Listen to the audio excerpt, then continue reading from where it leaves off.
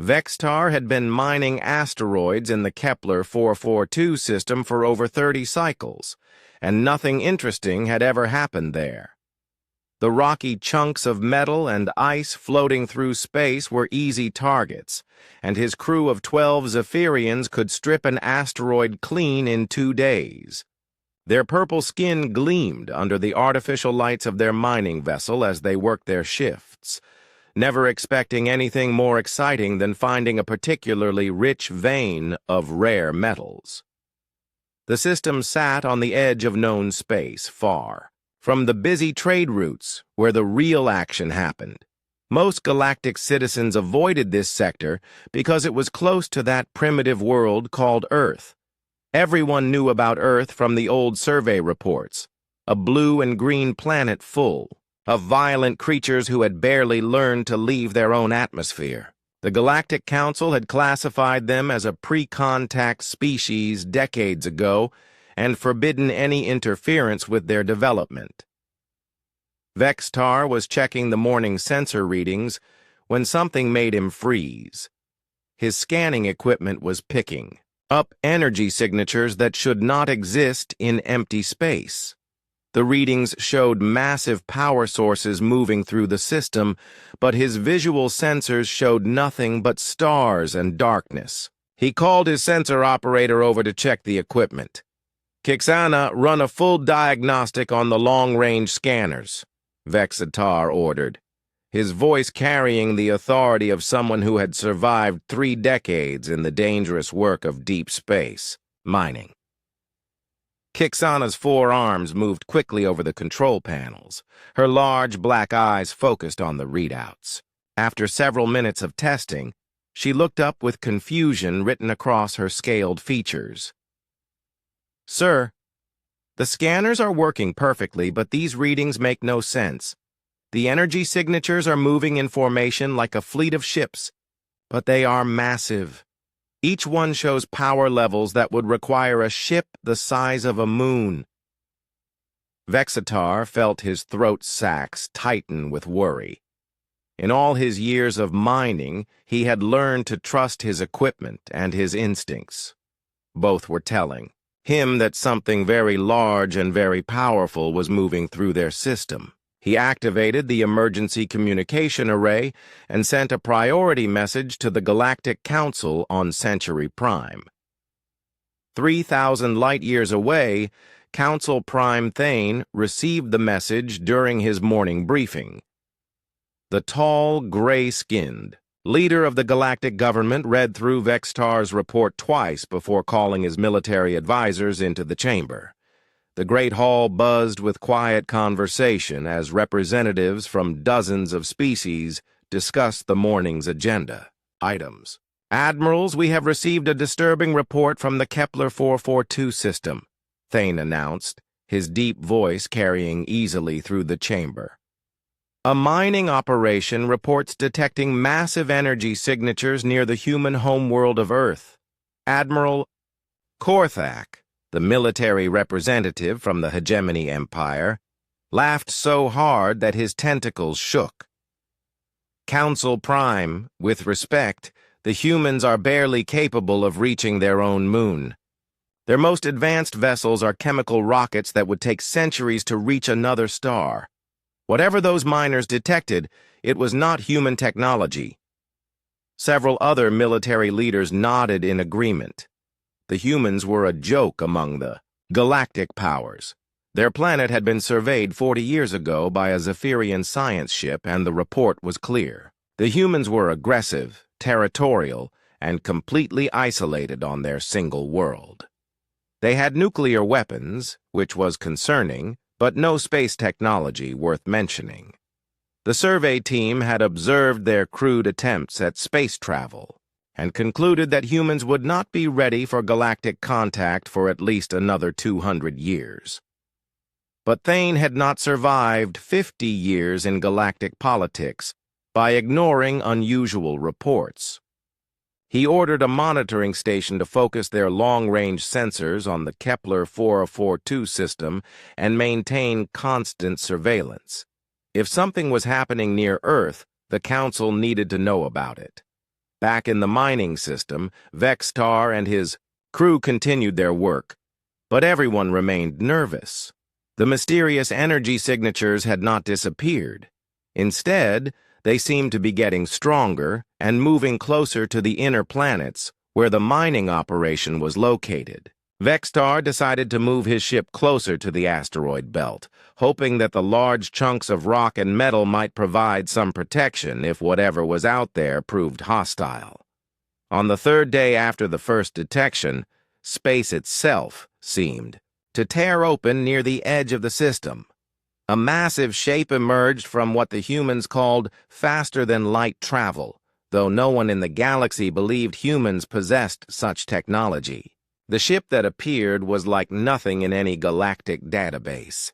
It was enormous, easily 3 times the size of the largest hegemony battleship, and its hull was a dark gray that seemed to absorb light rather than reflect it. Vextar's crew stared at their screens in shock as more ships appeared. 5, then 10, then 20 massive vessels dropped out of hyperspace and arranged themselves in a perfect formation. Their design was completely alien to galactic standards, with smooth curves that suggested both beauty and deadly purpose. Admiral Jake Morrison stood on the bridge of the UES Liberty, watching as his fleet completed their jump into the system. The human commander was tall and broad-shouldered, with gray hair that spoke of years spent in the depths of space. His uniform was simple and practical, bearing the insignia of the United Earth Space Navy. Behind him, his crew of 300 worked with quiet efficiency, monitoring systems and preparing for whatever they might encounter. "Dr. Carter, are you reading any signs of intelligent life in the system?" Morrison asked, turning to the woman standing at the science station. Dr. Lisa Carter was one of Earth's leading experts on alien biology, though like most humans, she had never actually seen a living alien. Her blonde hair was pulled back in a practical ponytail, and her blue eyes were focused on the sensor readouts. "Yes, Admiral. I'm detecting one vessel approximately 200,000 kilometers from our position. The ship appears to be a mining vessel based on its energy signature and the presence of refined metals in its cargo hold." Morrison nodded and walked to the communications station. For decades, humanity had been preparing for this moment. Earth's scientists and military leaders had spent generations developing the technology and strategies that would be needed when humans finally made contact with galactic civilization. Today was the day that preparation would be tested. "Open a channel to the alien vessel," Morrison ordered. The communication officer, a young man named Pete Collins, worked quickly to establish contact. Within moments, a translation program that had been developed from intercepted galactic communications began converting human speech into the standard galactic trade language. Vextar nearly fell from his command chair when his communication system activated and a voice spoke in perfect galactic standard. "Attention mining vessel. This is Admiral Jake Morrison of the United Earth Space Navy. This system is now under human protection. You and your crew are not in danger, but you will need to leave this area within 48 hours. The Zephyrian mining commander's voice shook as he replied, "Unknown vessel, you claim to represent the humans of Earth. This is impossible. Humans do not possess space travel technology." Morrison's voice remained calm and professional as he responded, "I understand your confusion. Humanity has chosen to remain isolated until now, but circumstances have changed. You have 48 hours to complete your mining operations and depart. Any vessels that remain after that time will be escorted from the system." Vextar looked at his crew, seeing his own fear reflected in their faces. The massive ships surrounding them represented technology that should not exist. The humans were supposed to be primitive, barely able to leave their own atmosphere. Yet here they were, commanding vessels that dwarfed anything the galactic powers could build. "Sir," Kixana whispered, "should we contact the Council?" Vextar nodded slowly, never taking his eyes off the display showing the human fleet. The galaxy was about to learn that everything they believed about Earth and its inhabitants was completely wrong. Admiral Corex did not wait the full hour. 53 minutes after the negotiations ended, he contacted the horizon again. This time, his expression was different. The arrogance and certainty were gone, replaced by something that looked almost like respect. "Captain Morrison," the alien commander said formally, "I have received new orders from High Command. The Zephyrian Collective is prepared to discuss terms for a ceasefire." Jake Morrison nodded, but kept his expression neutral. "I am listening, Admiral. First, both fleets will withdraw to neutral positions," Corex continued. "Your ships will decloak and move to minimum safe distance from our vessels. We will power down our weapons and shields as a gesture of good faith." "Acceptable," Jake replied. "What else?" "Second, we will establish a communication link with your government to begin formal diplomatic discussions. The collective recognizes that humanity represents a legitimate spacefaring civilization with rights under interstellar law." Dr. Collins looked pleased. This was exactly what they had hoped to achieve when the mission began. Commander Brooks was studying her tactical displays to make sure the alien ships were actually powering down their weapons as promised. "Third," Admiral Corex went on, "there will be an exchange of prisoners. You will release Intelligence Director Zara, who has been detained aboard one of your vessels. We will provide information about any human ships or personnel currently in collective custody." Jake raised an eyebrow. He had not known that the humans had captured anyone during the standoff. His people had been busier than he realized. "Agreed. Are there any other terms?" "One final condition," the Admiral said. His voice became harder again. "Your intelligence-gathering operations in collective space will cease immediately. Any human ships detected conducting surveillance activities will be considered hostile." Jake shook his head. "Unacceptable. We will not conduct offensive operations against your territory, but we reserve the right to monitor potential threats to human interests. This is standard practice for any responsible government." "That is espionage," Sub-Admiral Vex protested from off-screen. "That is prudence," Commander Brooks corrected. "Your immediate response to our presence was to surround us with an overwhelming military force. Why should we trust you not to attack human civilians or exploration vessels?" Admiral Corex was quiet for several seconds. Finally, he spoke again. "What would you consider acceptable monitoring?" "Open observation," Jake replied. "Human ships will maintain a presence in neutral space along the border between our territories. We will monitor all military activities, but will not enter collective space without permission. And in return, we will share any information we gather about threats to regional security," Dr. Collins offered. "Pirates, smugglers, hostile alien species. Anything that affects both our peoples." Jake could see the alien commander considering this proposal. It was actually a reasonable arrangement that would benefit both sides. The Zephyrians would get early warning about external threats, while the humans would have legitimate justification for maintaining intelligence assets in the region. "Acceptable," Admiral Corex finally said. "But any violation of these terms will result in immediate termination of all agreements between our peoples." "Understood," Jake agreed. "Now I have some terms of my own." The alien's expression became wary again. "Such as?" "First, the collective will provide safe passage for all human ships traveling through this region," Jake said. We are explorers, and we will continue exploring whether you like it or not. But we are willing to coordinate our activities with your authorities to avoid future misunderstandings. Second, Commander Brooks added, any future contacts between our species will be conducted through proper diplomatic channels. No more surrounding. Ships with battle fleets and demanding immediate surrender. Third, Dr. Collins said, we want to establish scientific exchange programs. Both our peoples could benefit from sharing knowledge and technology in areas of mutual interest. Admiral Corex looked skeptical. The collective does not share advanced technology with inferior species.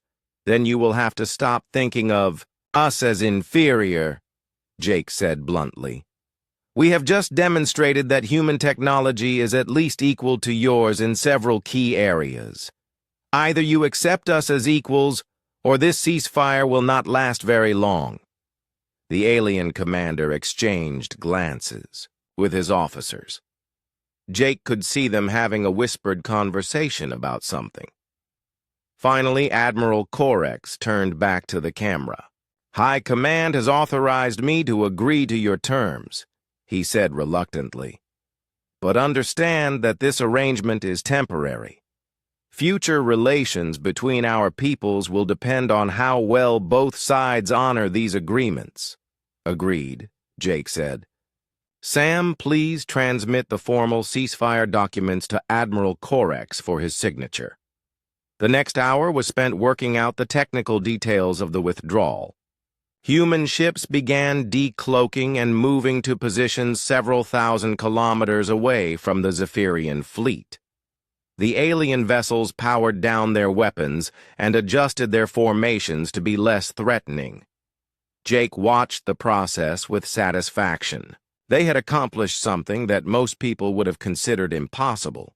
A small exploration vessel had faced down one of the most powerful military forces in the galaxy and forced them to negotiate as equals. Sir, Sam Parker said from his station, I am receiving messages from Earth Command. They want a full report on what happened here. Tell them they will have it within 24 hours, Jake replied, but make sure they understand that this is just the beginning. We have opened a door to formal relations with a major galactic power. Dr. Collins was still monitoring the alien fleet. Their ships are really quite impressive once you get past the intimidation factor. I would love to study their gravity manipulation technology. Maybe you will get that chance, Commander Brooks said. If this ceasefire leads to genuine cooperation, both sides could learn a lot from each other. Jake nodded, but he was thinking about the bigger picture. Word of this encounter would spread throughout the galaxy. Other alien civilizations would learn that humanity was not just another primitive species that could be pushed around or conquered. They were equals who demanded to be treated with respect, Captain. Admiral Corex said from the main screen. Before we conclude these negotiations, I have a question. Go ahead, Admiral. How long have your people been planning for something like this? The alien asked. The coordination required for this operation must have taken months or even years to arrange. Jake smiled. Admiral, that is exactly the wrong question. You should be asking how quickly we could arrange something like this again if we needed to. The alien commander stared at him for several seconds before the implications sank in. What the humans had just demonstrated was not the result of a single elaborate plan. It was evidence of systematic preparation and capability that could be deployed anywhere at any time. I see, Admiral Corex said quietly. Perhaps it is fortunate that our peoples have chosen the path of cooperation rather than conflict. I believe so, Jake agreed. Humans prefer to make friends rather than enemies. But we are very good at both when the situation requires it. The negotiations concluded with both fleets withdrawing to safe distances. The immediate crisis was over, but Jake knew this was just the beginning of a much larger story. Humanity had announced its presence on the galactic stage in a way that no one could ignore. As the Horizon prepared to return to Earth, Jake looked out at the stars and smiled. His crew had done something extraordinary today.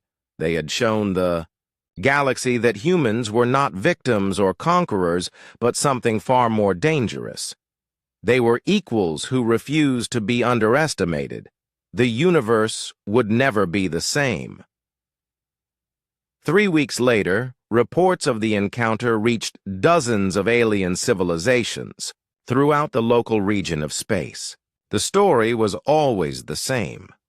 A small human ship had been surrounded by an overwhelming enemy force and had somehow turned the situation to their advantage. No one was quite sure how they had done it, but everyone understood the implications. Humanity was no longer just another emerging species trying to find its place in a crowded galaxy. They were a major power that demanded respect and would fight for it if necessary.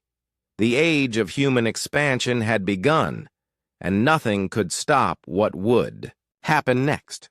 2 hours passed before Admiral Corex contacted the Horizon again. During that time, Jake Morrison watched the alien fleet make subtle changes to their formation. Ships moved to new positions, and weapon systems cycled through different power levels. It was clear that the Zephyrians were preparing for battle despite the ongoing negotiations. "Sir, they are trying to jam our communications," Sam Parker reported from his station. "But the modifications we made are holding. They cannot block our signals without shutting down their own systems." Dr. Collins looked up from her scanners. I'm detecting increased energy signatures from their weapon arrays. They are charging up for a coordinated strike." Commander Brooks studied her tactical display. "All ships are now in optimal firing positions. If they attack, they will hit us with—" "Everything at once," Jake nodded grimly. He had hoped the Zephyrians would choose the peaceful option, but he had prepared for this possibility.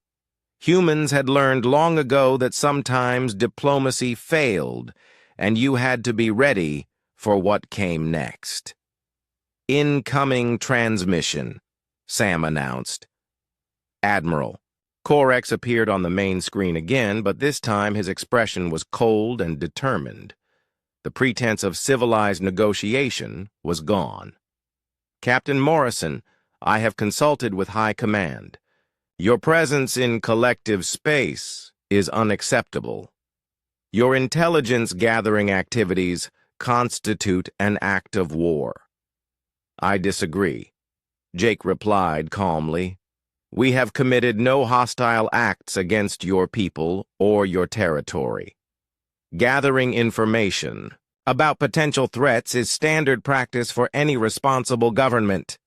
You will surrender immediately," the Admiral continued, as if Jake had not spoken. "Your crew will be transferred to detention facilities, and your ship will be impounded. This is your final warning." Jake looked around at his crew. They were all watching him with complete trust and confidence. These were good people who had signed up to explore the galaxy, not to fight an interstellar war. But sometimes explorers had to become soldiers whether they wanted to or not. "Admiral Corex," Jake said quietly, "you are making a serious mistake." "The only mistake was allowing these negotiations to continue for so long," the alien commander replied. "You have 30 seconds to signal your surrender or we will open fire." Jake smiled and shook his head. "You still do not understand what you are dealing with.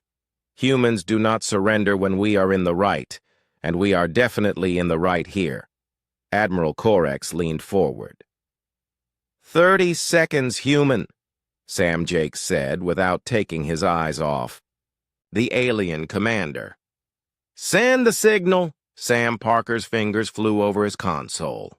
A complex series of coded transmissions went out on multiple frequencies, reaching every human ship in the local region. The response was immediate. All around the Zephyrian fleet space began to shimmer and distort. One by one, human vessels decloaked from their hiding positions. They had been there all along, invisible and waiting for this exact moment. Advanced stealth technology had kept them hidden, even from the sophisticated sensors of the collective fleet. Admiral Corex stared at his tactical displays in shock. The perfect formation of Zephyrian ships was suddenly surrounded by an equal number of human vessels. Sleek, predatory-looking craft that had appeared out of nowhere and were now targeting specific points on each alien ship. Impossible, Sub-Admiral Vex whispered from somewhere off-screen. Our sensors showed nothing. Your sensors were looking for ships that follow your technological paradigms, Dr. Collins explained helpfully. Human stealth systems work on completely different principles. We use quantum phase shifting rather than simple energy dampening. Jake stood up and clasped his hands behind his back. Admiral Corex, you now have a choice. You can order your fleet to stand down and resume peaceful negotiations. Or you can start a shooting war that will cost both our peoples far more than it will gain.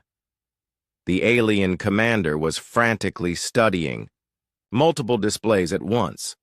His officers were shouting reports and recommendations, but he seemed unable to process everything that was happening.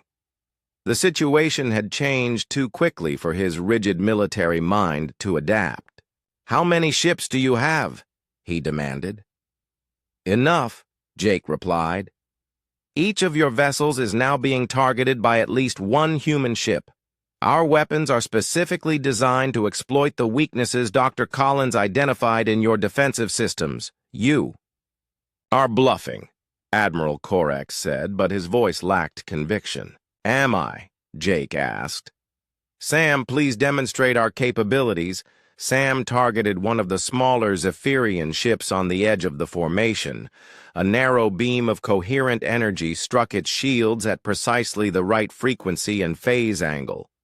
The alien ship's defensive screens flickered and went down completely.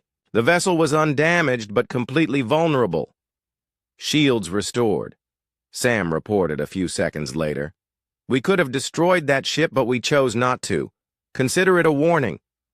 Admiral Corex was staring at the tactical display with obvious disbelief. "How did you do that?" "We studied your shield technology during our months of observation," Commander Brooks explained. "Every defensive system has resonance frequencies that can be exploited if you understand the underlying physics, Doctor." Collins nodded in agreement. "Your shields are very effective against conventional weapons, but they were not designed to handle precisely tuned energy patterns. Human computers are very good at calculating exact frequencies." Jake walked closer to the camera so Admiral Corex could see his expression clearly. "This is what humans do, Admiral. We study problems until we understand them completely. Then we find solutions that no one else has thought of. Your ships are outnumbered," the alien commander pointed out desperately. "Numbers mean nothing if you cannot hit your targets," Jake replied. "Human ships are smaller and faster than yours. Our pilots are trained to think independently and adapt to changing situations. Your formations are designed for battles against opponents who fight the way you expect them to fight. We can adapt too," Sub-Admiral Vex called out. "Can you?" Commander Brooks asked. "Your entire military doctrine is based on overwhelming force and rigid hierarchies. Your ships fight in predetermined patterns that require constant coordination from Central Command. What happens when that coordination breaks down?" As if to demonstrate her point, several human ships suddenly accelerated to incredible speeds and began weaving between the alien vessels in complex, unpredictable patterns. The Zephyrian ships tried to track them, but their weapons could not rotate fast enough to keep up. "Your targeting systems are designed for long-range engagements against slow-moving targets," Dr. Collins observed. They are not effective against small, fast ships operating at close range. Admiral Corex was beginning to understand the scope of the trap he had fallen into. The humans had not just gathered intelligence about Zephyrian technology and tactics. They had used that information to design specific countermeasures for every aspect of collective military doctrine. "What do you want?" he asked quietly. "Originally, we wanted peaceful contact," Jake replied. "But you chose to respond with threats and ultimatums. Now we want something more." Which is Jake smiled, but there was steel in his voice. "We want you to understand that humanity is not some primitive species you can bully into submission. We are equals whether you like it or not. Any future interactions between our peoples will be conducted on that basis. And if we refuse, then you will discover why every species that has tried to conquer humanity has ultimately failed," Jake said simply. "We do not start wars, Admiral, but we finish them." The alien commander was quiet for a long time. Jake could see him weighing his options and trying to find a way out of the situation that would not result in massive casualties for his fleet. Finally, he spoke again. "I need time to consider your terms." "You have 1 hour," Jake replied. "Use it wisely." The screen went dark. Jake turned to his crew and saw expressions of amazement and pride on their faces. They had just faced down one of the most powerful military forces in the galaxy and come out on top. "Sir," Sam said quietly. "Do you think they will agree to our terms?" Jake looked out at the alien fleet that was now surrounded by human ships. The perfect formation was beginning to break apart as individual commanders tried to respond to threats from multiple directions. The Zephyrians were learning what it felt like to be outmaneuvered and outgunned. "They will agree," Jake said confidently, "because the alternative is unthinkable." The negotiations had been going for 3 hours when Jake Morrison decided it was time to change the game. Admiral Corex was becoming impatient, and the other Zephyrian officers were showing signs of frustration. They had expected a quick surrender, or a brief battle, not an extended diplomatic discussion with curious humans who asked too many questions. "Admiral Corex," Jake said during a brief pause in the conversation, "I believe there has been a fundamental misunderstanding about the nature of this encounter." The alien commander's eyes narrowed. "Explain." "You seem to believe that we are here by accident," Jake continued, "that we stumbled into your territory without knowledge or preparation. That is not entirely accurate." Director Zara leaned forward with sudden interest. "What are you saying, human?" Jake smiled and gestured to Dr. Collins. "Amy, would you please share what you have discovered during our conversation?" Dr. Collins activated her scanner display so the aliens could see the data. "While we have been talking, I have been conducting detailed scans of your fleet. I now have complete technical specifications for all 237 of your vessels." Sub-Admiral Vex jumped to his feet. "Impossible. Our ships are protected by quantum encryption shields." "Yes, they are," Amy agreed cheerfully. "Very impressive technology, but quantum encryption has predictable mathematical patterns once you understand the underlying principles. We have been studying similar systems for years." Admiral Corex was staring at the human scanner data with obvious shock.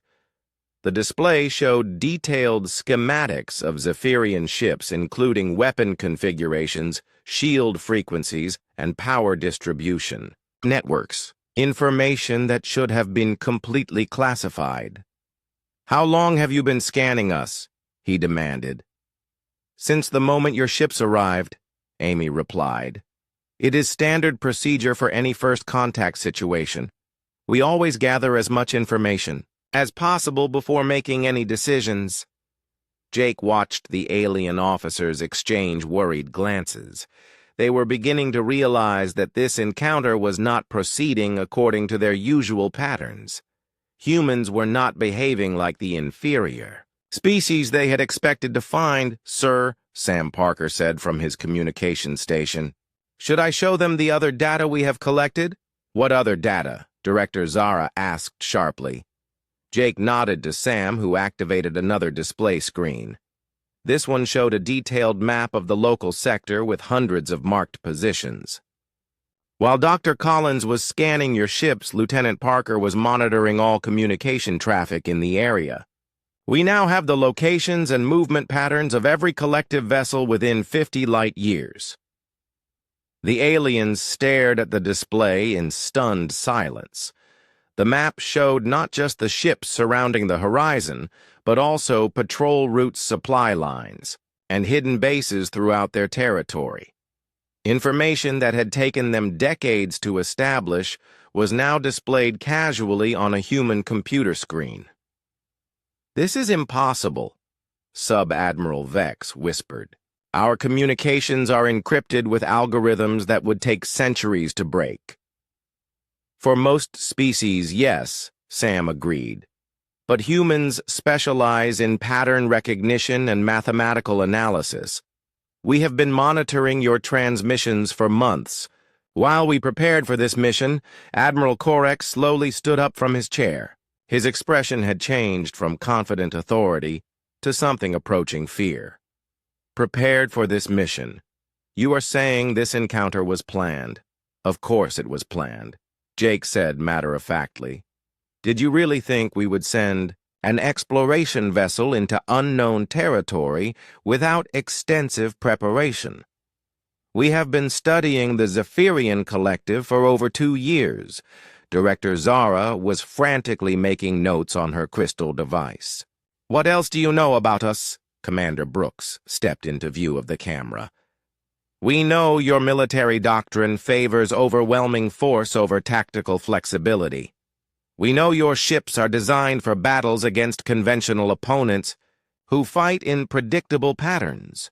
We know your officers are trained to follow established protocols rather than adapt to unusual situations.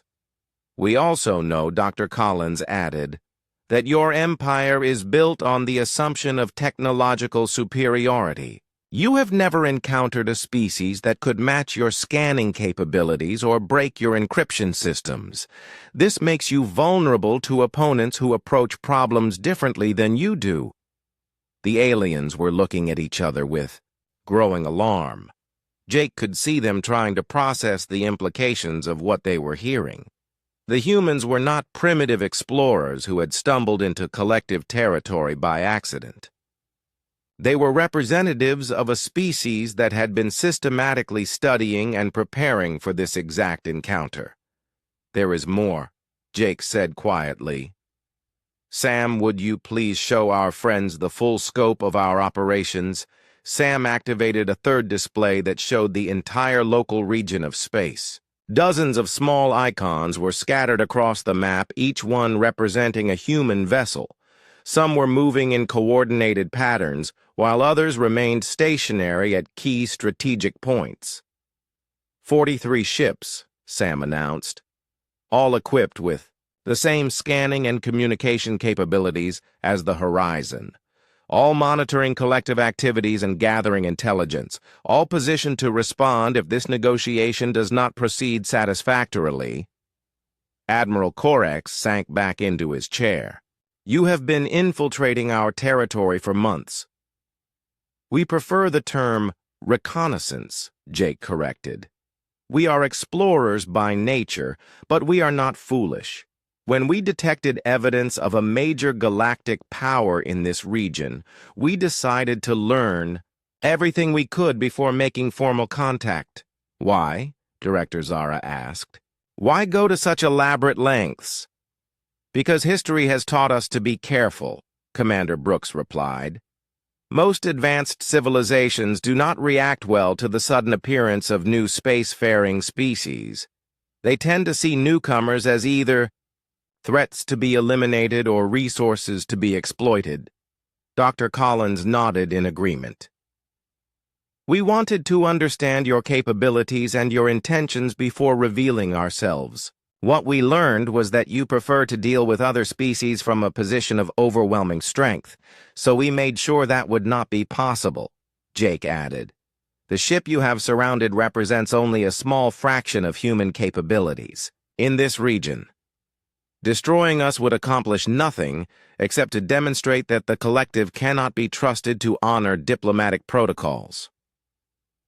Sub-Admiral Vex was studying the tactical displays with obvious concern. How many humans are actually in our territory? Enough, Jake said simply. The exact number is not important. What matters is that we are here, we are prepared, and we are not going away. Admiral Corex was quiet for a long time. Jake could see him, trying to process this new information and figure out how to respond. The situation had completely reversed itself in the span of a few minutes. The Zephyrians still had superior numbers and firepower, but they no longer had the advantages of surprise and superior intelligence.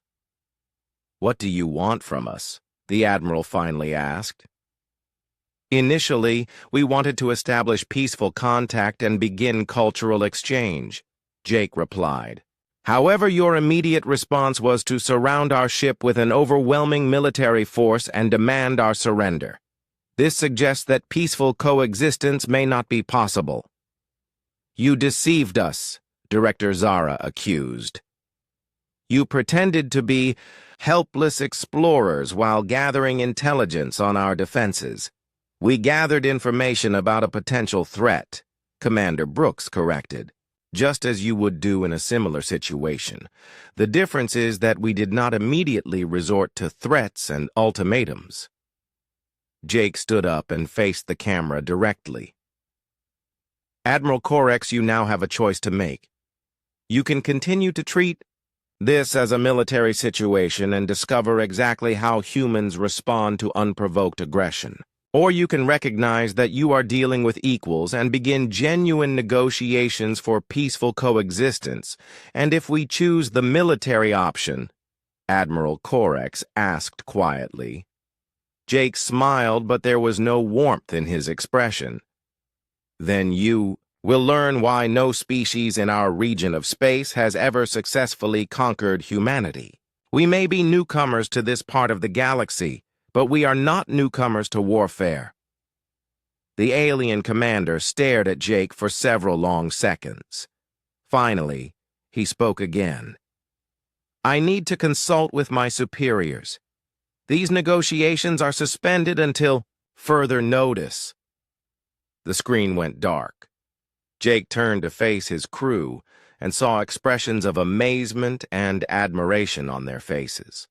In the span of 3 hours, they had completely turned the tables on one of the most powerful military forces in the galaxy.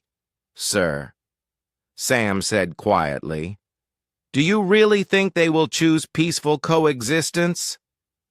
Jake looked out at the alien fleet that still surrounded them. The ships were maintaining their perfect formation, but he could see increased activity on some of the bridges. The Zephyrians were probably trying to verify the information the humans had provided. "They will try to call our bluff first," Jake replied. "But when they realize we are not bluffing, they will have to decide whether their empire is worth the cost of a war with humanity." Jake Morrison checked the chronometer on his command chair. 58 minutes had passed since Admiral Corex gave them 1 hour to surrender. The alien fleet remained in perfect formation around the horizon like a cage of deadly metal and energy. Every few minutes, another ship would adjust its position slightly to maintain the geometric pattern they seemed to favor. "Sir, incoming transmission from the flagship," Sam Parker announced from his station. "Put Admiral Corex through," Jake said. He had spent the last hour preparing for this moment. The alien commander appeared on the main screen again.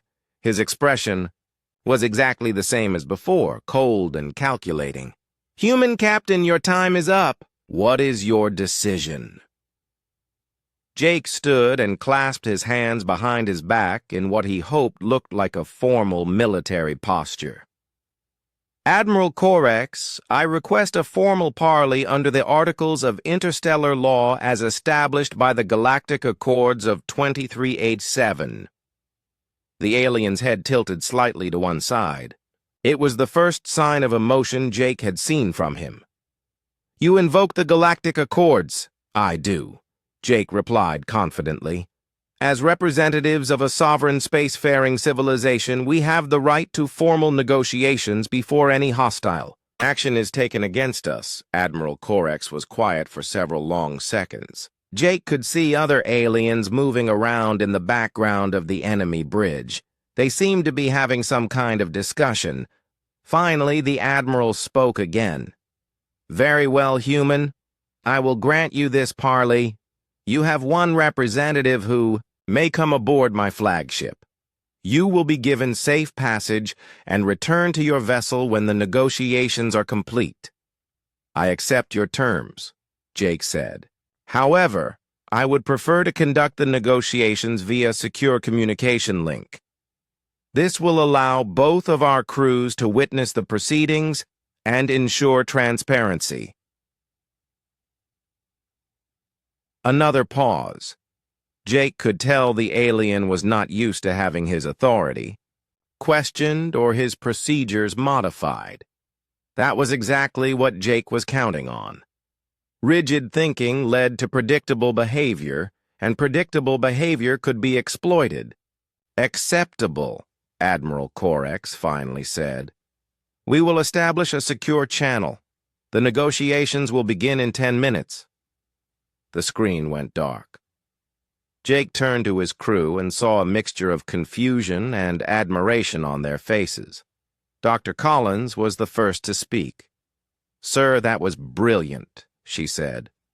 You just bought us more time and forced them to follow diplomatic protocols they probably have not used in years. Time for what, though? Commander Brooks asked.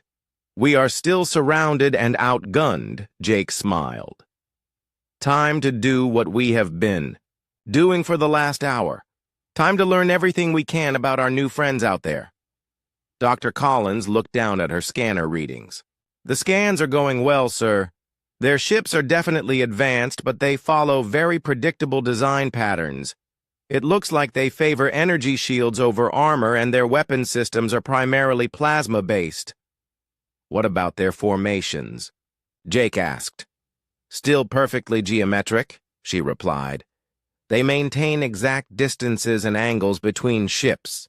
It must take constant micro-adjustments to keep everything so precise.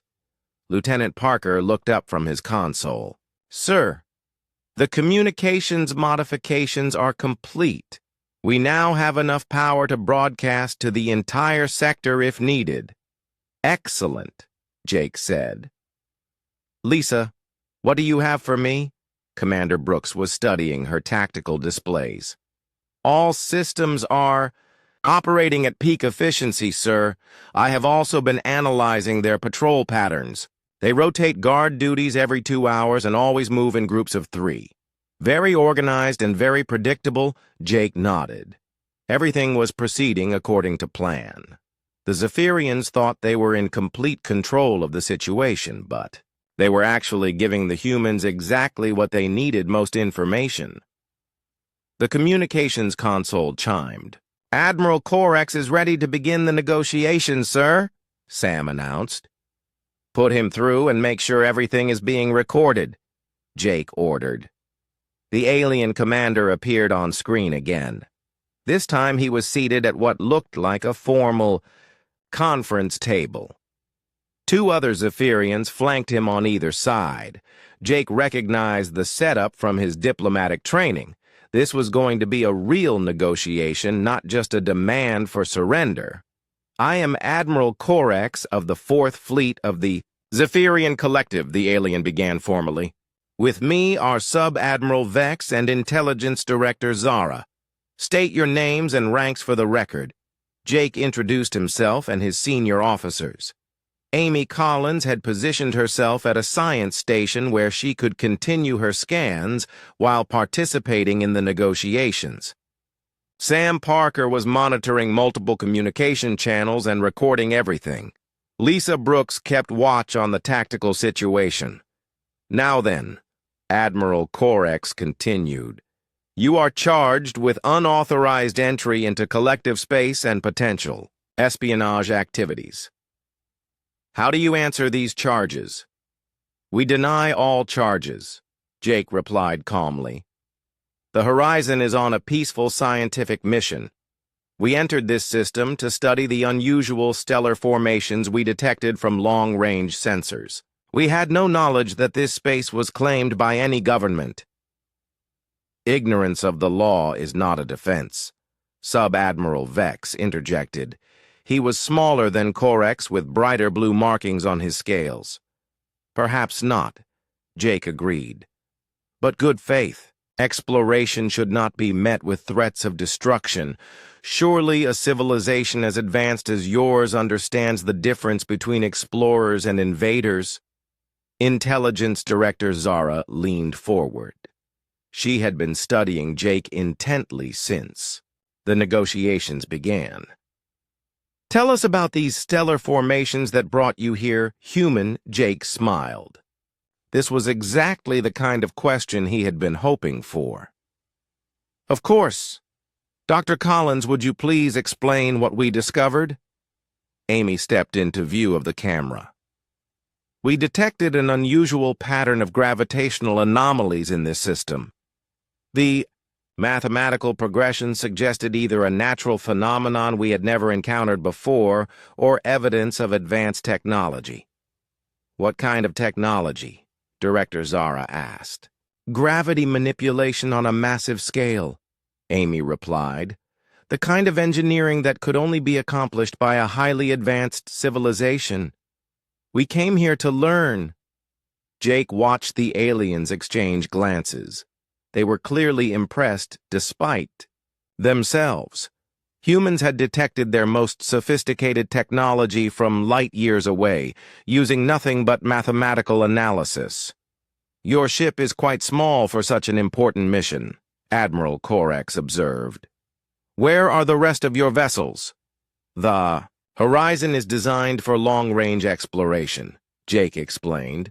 We operate independently to cover more territory. Earth has dozens of ships like ours scattered across the galaxy. This was technically true, although Jake was being deliberately vague about the details. The aliens did not need to know about the specific capabilities of the human fleet or their current locations. Dozens, Sub-Admiral Vex repeated. Your species expands quickly for such a young civilization. We are curious by nature, Jake said. We want to understand the universe and our place in it. Meeting species like yours is exactly why we explore. Director Zara was taking notes on a device that looked like a cross between a tablet and a crystal. What do you know about the Zephyrian collective human? Jake pretended to think for a moment. Only what we have learned from other species we have encountered. You control a large territory in this region. You are technologically advanced and militarily powerful. Some describe you as conquerors while others call you peacekeepers. And what is your opinion? Admiral Corex asked. I reserve judgment until I have more information, Jake replied honestly.